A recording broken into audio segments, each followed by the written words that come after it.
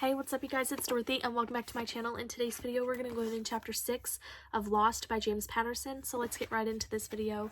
This video may contain sensitive topics and foul language. If you do not wish to continue, I suggest you click off the video now. You have been warned. It was a little bit of a challenge to fit all 6 kids in my unmarked FBI-issued Ford Explorer, which was made less spacious by the steel box bolted to the floor in the back. It held an MP5 machine gun, a few hundred rounds of ammunition, and a ballistic vest. In the 8 months I'd been on the new task force, I hadn't needed an extra firepower. It still amazed me how much money the federal government had to spend on international crime investigations. It was the hot new flavor of the month, and the FBI wanted all of us to look and act the part. Even the way they selected us was unique. There were actual tryouts for the unit that included a fitness test, reviews by the applicant's bosses, and a breakdown of his or her 3 biggest cases. I'd like the whole challenge, even the fitness test, which was held in the middle of a hot afternoon, maybe to see if anyone complained. I'd known about half the cops there. One of them was Alvin Teague, a Miami detective like me. The 30-year-old Florida A&M graduate who never seemed to have hair out of place and whose wardrobe looked like it would have bankrupted a Wall Street broker, had been talking shit to everyone, trying to get in the other candidates' heads. It looked like it was working on some of them. He called me by my street name, Auntie. My name in the Miami residents had given me was a source of pride. I said, "Hello, Smooth Jazz." He was good enough cop to have earned a street name. He was a nod to how we spoke, like an announcer on a late-night jazz station. Steph Hall, whom I didn't know at the time, asked how you end up on the street name like Auntie. What are you opposed to? Before I could answer, Teague looked up at the group and said, "Only the other brother, and he's on the stout side. I'll smoke you all like cheap cigars." The heaviest Fort Lauderdale cop looked offended as he glanced down at his stomach. Then he looked up, smiled, and shrugged. Steph Hall stepped up and said, "I'm black. Did you overlook me because I'm a woman?"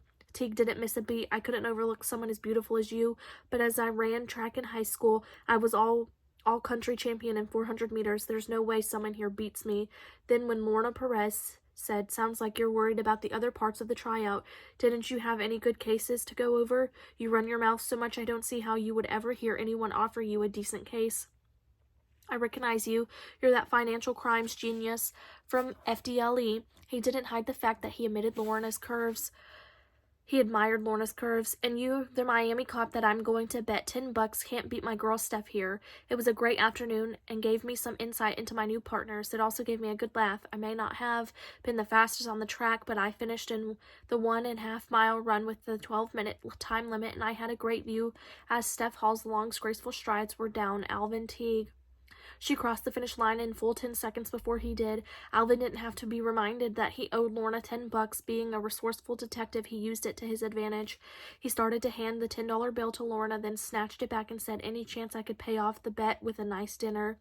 "You can eat all the nice dinners you want as long as I have your $10 to get a pizza later." Everyone roared with laughter, even Alvin Teague. He was a loudmouth and a braggart, but he wasn't a bad guy, and everyone recognized he was one hell of a cop, but he didn't get chosen for the task force. Now, as I ushered the kids through the halls of the Miami Police Department headquarters, I was hoping to avoid Teague and any other cop I knew. I stashed the kids in an interview room with the dispatcher who I knew could handle them. As I slipped out of the room, the dispatcher said, "Auntie, you know you owe me a big favor after this." "Anything you want, Tasha." I raced up the stairs wondering if witness services could help me find a place for the kids for the night, and ran into one person I most wanted to avoid, Alvin Teague. Wearing a starched shirt and blue vineyard vines with tie with a sailboat design, stood in the middle of the staircase. He gave me a smug smile and said, "Hey, Auntie, you still holding my spot in the task force?" I just stared at him. I didn't have time to trade burns. "I'm not joking," he said. "I'll be there one day. I hear that if you don't keep making arrests, you're rotated off. That's what they say. That's what I say too. I wish every unit was so strict. Maybe we'd get rid of some of the dead weight. You can have my spot when the Dolphins win a Super Bowl." Teague let out a laugh. "Look at the philosopher making jokes. I thought your only joke was your football career." It was pretty much the same shit I heard everywhere in Miami. It didn't faze me. "By the way, is that fine Agent Perez still on the task force?" I said, "She's still on the task force, but I doubt she'd give you the time of day. Lesbian, good taste." Teague laughed again and waved as he brushed past me on the stairs. He called over his shoulder, "Stay safe, Auntie." "You too, Smooth Jazz." That interaction went better than my conversation with the witness advocates. They told me the only place they could house that many kids together was Chrome. I had already decided that wouldn't happen. Now I had to make another decision. That is the end of this chapter. I will see you guys in the next one. Bye.